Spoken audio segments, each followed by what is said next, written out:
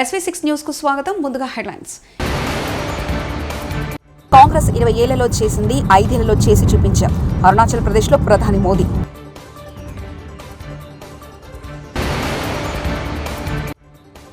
పొత్తు లేదు, third front లేదు, మాయావతి.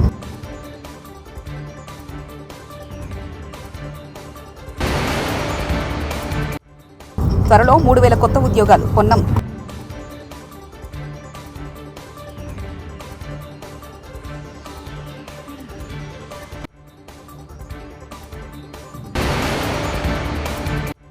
మంగళగిరిలో క్యాన్సర్ నిర్ధారణ శిబిరాన్ని ప్రారంభించిన నారా బ్రాహ్మణి.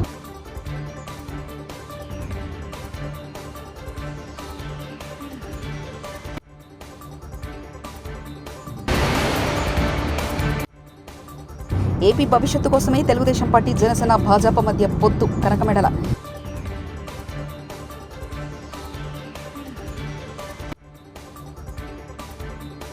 ఇరవై ఏళ్లలో కాంగ్రెస్ చేసే పనులను తమ ప్రభుత్వం 5 ఏళ్లలో చేసి చూపిందని ప్రధాని నరేంద్ర మోదీ అన్నారు. శనివారం ఆయన అరుణాచల్ ప్రదేశ్లోని వివిధ అభివృద్ధి కార్యక్రమాల ప్రారంభోత్సవాలు శంకుస్థాపన చేశారు. 27 राइनोज का शिकार हुआ था, लेकिन हमारी सरकार यहां आके लोगों के प्रयासों से 2022 में ये संख्या 0 हो गई है. 2024 काजीरंगा नेशनल पार्क का गोल्डन जुबली वर्ष भी है. मैं असम के लोगों को इसके लिए भी बहुत बधाई देता हूं और मैं देशवासियों को भी कहूंगा कि गोल्डन जुबली ईयर है काजीरंगा का, आपके लिए भी यहां आना बनता ही है. मैं काजीरंगा से जो यादें लेकर आया हूं, ये यादें जीवन भर मेरे साथ रहने वाली है. साथियों, आज मुझे वीर लसित बोरफुकन की विशाल और भव्य प्रतिमा का अनावरण का भी सौभाग्य मिला. लसित बोरफुकन असम के शौर्य, असम के पराक्रम के प्रतीक है. वर्ष 2022 में हमने दिल्ली में लसित बोरफुकन के 400वीं जन्म जयंती वर्ष के पूर्व पूरे उत्साह से मनाया था. मैं वीर योद्धा लसित बोरफुकन को फिर एक बार नमन करता हूं. साथियों, विरासत भी विकास भी, ये हमारी डबल इंजन की सरकार का मंत्र रहा है. विरासत के संरक्षण के साथ ही असम की डबल इंजन की सरकार यहां के विकास के लिए भी उतनी ही तेजी से काम कर रही है. इंफ्रास्ट्रक्चर, स्वास्थ्य और ऊर्जा के क्षेत्र में असम ने अभूतपूर्व तेज गति दिखाई है. एम्स के निर्माण से यहां के लोगों के लिए बहुत सुविधा हो गई है. आज यहां तिनसुकिया मेडिकल कॉलेज का भी लोकार्पण हुआ. इससे आसपास के कई जिलों के लोगों को बेहतर स्वास्थ्य सुविधाएं मिलने लगेगी.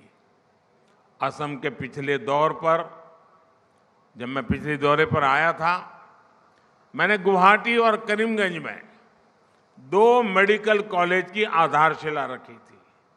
आज शिवसागर मेडिकल कॉलेज का शिलान्यास किया गया है.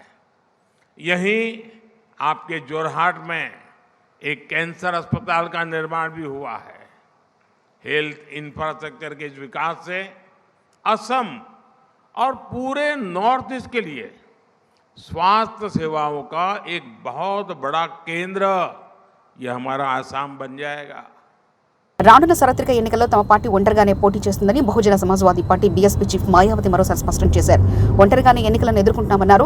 ఎన్నికల్లో పొత్తులు, 3వ ఫ్రంట్ ఏర్పాటు పూర్తిగా అబద్ధమని, అవన్నీ తప్పుదోవ పట్టించే వార్తలు, మీడియా విశ్వసనీయత కాపాడుకోవాలి, అటువంటి వార్తలు ప్రచారం చేయొద్దు, ప్రజలు కూడా పుకార్ల పట్ల అప్రమత్తంగా ఉండాలని పేర్కొన్నారు. ఆర్టీసీ ఉద్యోగులకు జూన్ 1 నుంచి కొత్త ఫిట్మెంట్ అమల్లోకి వస్తుందని మంత్రి పొన్నం ప్రభాకర్ తెలిపారు. దీంతో ఆర్టీసీపై నెలకు 35 కోట్ల భారం పడుతుందని చెప్పారు. 53,071 మంది ఉద్యోగులకు ఆర్థిక ప్రయోజనం చేకూరుందని ఆయన వివరించారు. త్వరలోనే ఆర్టీసీలో 3,000 కొత్త ఉద్యోగాలు చేపట్టనున్నట్లు మంత్రి వెల్లడించారు. జనసేన అధినేత పవన్ కళ్యాణ్ కాకినాడ పార్లమెంట్ నియోజకవర్గం నుంచి పోటీ చేస్తున్నారని సమాచారం. టీడీపీ, జనసేన, బీజేపీ ఉమ్మడి పొత్తులో భాగంగా పవన్ ఈ నిర్ణయం తీసుకున్నట్లు తెలుస్తుంది. కాకినాడ పార్లమెంటు పరిధిలో 7 అసెంబ్లీ స్థానాలున్నాయి. అవి తూని, కాకినాడ రూరల్, కాకినాడ సిటీ, పిఠాపురం, పత్తిపాడు, పెద్దాపురం, జగ్గైపేట ఉన్నాయి. గత లోక్సభ ఎన్నికల్లో జనసేనకు 1.32 లక్షల ఓట్లు వచ్చాయి. నాణ్యమైన క్యాన్సర్ నివారణ సేవలు ఉచితంగా అందించడం గర్వంగా ఉందని తెలుగుదేశం పార్టీ ప్రధాన కార్యదర్శి నారా లోకేష్ సతీమణి బ్రాహ్మణి అన్నారు. మంగళగిరి నియోజకవర్గంలో లోకేష్ నేతృత్వంలో బసవతారకం ఇండో అమెరికన్ క్యాన్సర్ ఆసుపత్రి ఏర్పాటు చేసిన ఉచిత క్యాన్సర్ నిర్ధారణ శిబిరాన్ని ఆమె ప్రారంభించారు.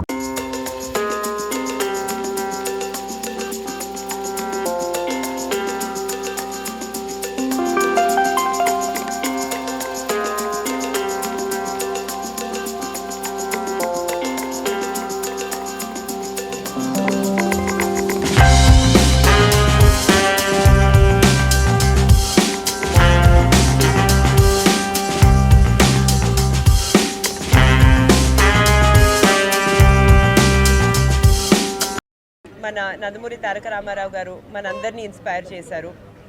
నందమూరి తారక రామారావు గారు స్థాపించిన ఇండో అమెరికన్ క్యాన్సర్ హాస్పిటల్ ఏదైతే ఇప్పుడు నందమూరి బాలకృష్ణ గారు చైర్మన్గా నడుపుతున్నారో వాళ్ళ mobile screening cancer screening camp ఈరోజు మన మంగళగిరిలో జరుగుతుంది.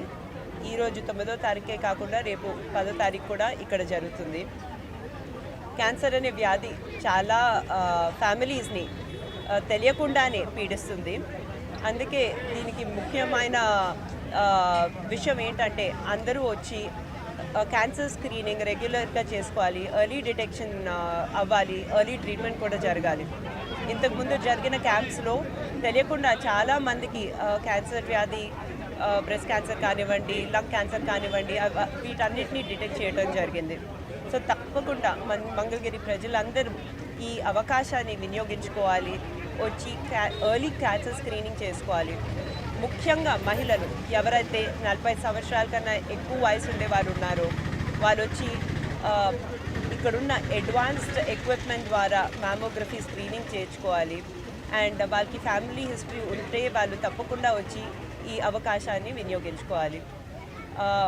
ముఖ్యంగా మా dedicated team of Indo American cancer hospital doctors ఎవరైతే రాత్రింపగలు కృషి చేసి ఈ మొబైల్ హెల్త్ క్యాంప్స్ ఏదైతే చేస్తున్నారో లక్షలాది మందికి క్యాన్సర్ స్క్రీనింగ్ చేసి వాళ్ళకి ట్రీట్మెంట్ అందిస్తున్నారో వాళ్ళందరికీ ఈరోజు పర్సనల్గా మానిటర్ చేయడానికి మా CEO గారు కృష్ణయ్య గారు కూడా రావడం జరిగింది మన మంగళగిరికి.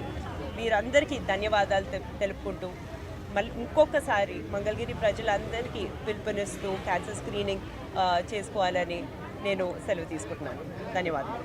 ఏంటంటే నేను చెప్పినట్టు మా ఫ్యామిలీలోనే మా నాయనమ్మ గారికి క్యాన్సర్ వచ్చినందువలన మా తాతగారు ఇండో అమెరికన్ క్యాన్సర్ హాస్పిటల్ స్థాపించడం జరిగింది. అండ్ ఇప్పుడు చూస్తున్నాం ప్రతి ఫ్యామిలీలో అట్లీస్ట్ ఒక్క మెంబర్కి ఏదో ఒక స్టేజ్లో క్యాన్సర్ వ్యాధి వస్తుంది. అందుకే చాలా ముఖ్యం వచ్చి స్క్రీనింగ్ చేసుకోవటం.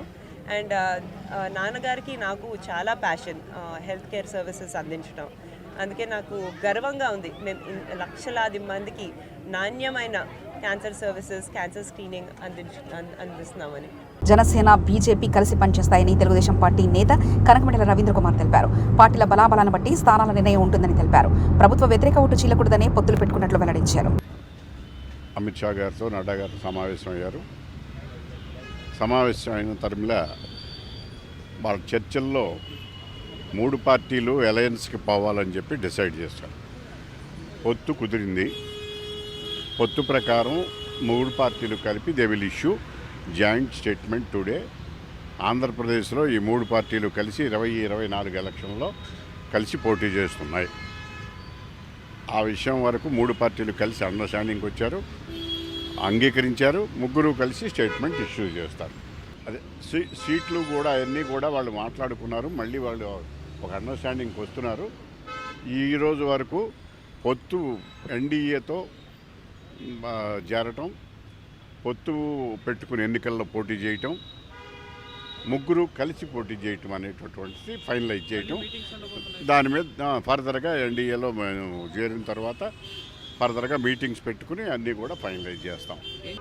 డెఫినెట్గా పొత్తుల్లో కొన్ని సీట్లు జనసేనకి, కొన్ని సీట్లు బీజేపీకి పార్లమెంట్లోనూ అసెంబ్లీని పోతాయి కనుక వాళ్ళల్లో అక్కడ ఏమిటి అక్కడ ఉన్న మా కేడర్ కూడా అందరం కూడా ఇది రాష్ట్ర భవిష్యత్తును దృష్టిలో పెట్టుకుని అన్ని పార్టీలు కలిసి పనిచేయాలనుకుంటున్నాం కనుక కొంతమందికి ఇబ్బంది వచ్చినా కూడా పార్టీ నాయకత్వం చంద్రబాబు నాయుడు గారు ఆల్రెడీ నిన్న కూడా చాలామందితో మాట్లాడారు. ఇక్కడి నుంచి కూడా అందరికీ కూడా జరిగిన పరిణామాలన్నీ కూడా వాళ్ళకిచ్చి కన్విన్స్ చేసి మన రాష్ట్ర అవసరాల కోసం ఈ పొత్తు వాటికి సంబంధించినటువంటి విషయాలు ఇన్ఫ్యాక్ట్ చంద్రబాబు నాయుడు గారు కన్విన్స్ చేయడానికి ముందే పార్టీ కేడర్ కానీ ప్రజలలో కానీ జగన్మోహన్ రెడ్డి ప్రభుత్వాన్ని పంపించేయటానికి ప్రభుత్వ వ్యతిరేక ఓటు చెల్లకుండా ఉండడానికి పొత్తులు అవసరం అనేటటువంటిది భావన మొదటి నుంచి కొనసాగుతున్నది. ఆ భావనకు అనుగుణంగా, ప్రజాభిప్రాయానికి అనుగుణంగా, పార్టీల యొక్క ఆలోచనకు అనుగుణంగా ప్రభుత్వ వ్యతిరేక ఓటు చెల్లకుండా ఈ మూడు పార్టీలు కలిపి కంటెస్ట్ చేస్తున్నాయి కనుక దానికి అనుగుణంగా పార్టీ శ్రేణులందరూ కూడా పనిచేయాలని చెప్పేసి ఆల్రెడీ బాబు గారు చెప్పారు. అదే మేము కన్వే చేయడం జరుగుతుంది. విభేదాలు ఉండవు, అసంతృప్తి కొంత తాత్కాలికంగా కొంతమందికి ఉంటుంది. అయితే పరిస్థితులను అర్థం చేసుకుని అందరికీ కూడా అలాంటి అకామిడేట్ చేయలేనటువంటి నాయకులకు పార్టీలోనూ ప్రభుత్వంలోనూ సముచితమైన స్థానం కల్పించే విధంగా చంద్రబాబు నాయుడు గారు తెలుగుదేశం సంబంధించినంత వరకు మాట్లాడుతున్నారు. గెలుపు ప్రాతిపదిక తీసుకుని ఆ గెలుపు లక్ష్యంగా పెట్టుకుని సీట్లు నిర్ణయించుకోవడానికి మూడు పార్టీలు అంగీకరించాయి. దానికి అనుగుణంగానే సీట్లు షేరింగ్ కూడా ఉంటుంది. అది చాలా ప్రాక్టికల్గా ఉంటుంది. అధికారం కోసం అనుకుంటే మేము అసలు పొత్తు పెట్టుకోవాల్సినటువంటి అవసరమే లేదు. అధికారం కాదు, ప్రజల ప్రయోజనాలు ముఖ్యం. రాష్ట్రాన్ని జగన్మోహన్ రెడ్డి పాలన నుంచి విముక్తి చేయటం ముఖ్యం. అందువల్ల అధికారం అనే సమస్య ఉత్పన్నం కాదు. అలా ఉంటే ఈ షేరింగ్లు సీట్లు ఇవన్నీ ఉమ్మడిగా ప్రజలందరూ కూడా ప్రభుత్వ వ్యతిరేక ఓటు చెల్లకుండా జగన్మోహన్ రెడ్డిని దించాలని ఈ ఆంధ్రప్రదేశ్ రాష్ట్రాన్ని కాపాడుకోవాలని భావిస్తున్నారు. ఆ ప్రజాభిప్రాయానికి అనుగుణంగానే మేము ఈ రకంగా పొత్తులు పెట్టుకున్నాం. 19 నుంచి 24 వరకు జగన్మోహన్ రెడ్డి గారి ప్రభుత్వం అన్నీ పక్కన పారేసి మూలపడేసి తిరుగుదోబుడుతనంతో విధ్వంస కార్యక్రమాలు చేపట్టి వ్యక్తిగత స్వలాభమే చూసుకుని వాళ్ళ యొక్క కేసుల కోసం వీటి కోసం ప్రత్యేక హోదా కోసం మెడలు వంచుతానని కేంద్ర ప్రభుత్వం మెడలు వంచుతానని చెప్పినటువంటి వ్యక్తి తానే మెడలు వంచి ఏమీ అడగలేని నిస్సహాయ స్థితికి నెట్టబడ్డాడు. అది ఆయన దౌర్భాగ్య స్థితి. ఆ నెపాన్ని తెలుగుదేశం మీద వేయటానికి మా మీద పెట్టడానికి తెలుగుదేశంతో పొత్తున గురించి వాళ్ళు కామెంట్ చేసే స్టేజ్కి వచ్చారు. వాళ్ళు ఈరోజు వరకు పార్లమెంట్లో అన్ని విషయాల్లోనూ బీజేపీతోనే ఉన్నారు. ప్రాక్టికల్గా అన్నీ బీజేపీతోనే సహకరించి పనిచేశారు కనుక దానిలో సెకండ్ థాట్ ఏమీ లేదు. ఈ విషయాలు మనం వాళ్ళు చేసేటటువంటి విషయాలు తెలుగుదేశం మీద పార్టీ మీద రుద్దటం అనేటటువంటిది కరెక్ట్ కాదు. 19 నుంచి 24 వరకు మేము చేసిన పనులు తిరగదోడారు తప్ప ఏమీ చేయలేదు. కేంద్ర ప్రభుత్వ నిధులకు కూడా రాష్ట్ర ప్రభుత్వం షేర్వేకి అవి కూడా వాడుకోలేదు. కాంగ్రెస్ 20 ఏళ్లలో చేసింది 5 ఏళ్లలో చేసి చూపించాం. అరుణాచల్ ప్రదేశ్లో ప్రధాని మోదీ.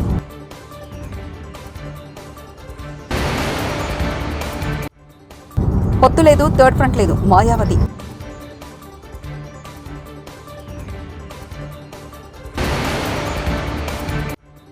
త్వరలో 3000 కొత్త ఉద్యోగాలు, పొన్నం.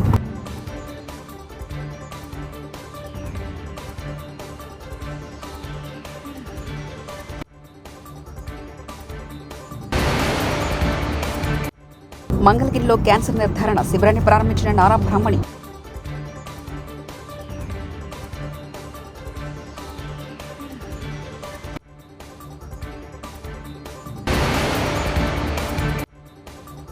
ఏపీ భవిష్యత్తు కోసమే తెలుగుదేశం పార్టీ, జనసేన, భాజపా మధ్య పొత్తు కరకమెడల.